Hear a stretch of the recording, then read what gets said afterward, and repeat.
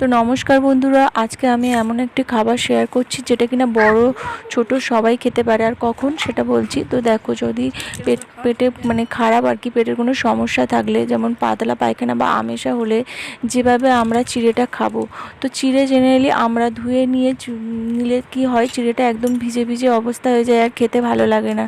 তো তার জন্যই দেখো, আমি এটা একটা খুব ভালো প্রসেস, খেতেও ভালো লাগবে। যেমন দেখো, আমি তো শুভেচ্ছা মানে আমার ছোট 5 বছরের মেয়েকেই তো খাওয়াচ্ছি, তো ও খেতে খুব পছন্দ করেছে। তো তোমরাও এরকমভাবে ট্রাই করতে পারো। তো দেখো, চিড়েগুলোকে আমি নিয়েছি আর সাথে নিয়েছি টক দই।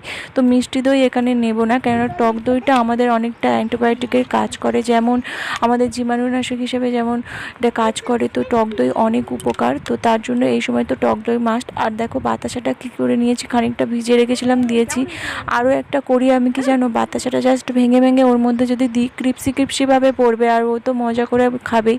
আর দেখো, বাচ্চাদের তো মুখরোচক করার জন্য আমরা অনেক কিছুই চেষ্টা করি, আর তাই বলি কি বড়রা কি এটা কি অনায়াসে খেয়ে নিতে চাইবে স্বইচ্ছায়? পারবে না, না।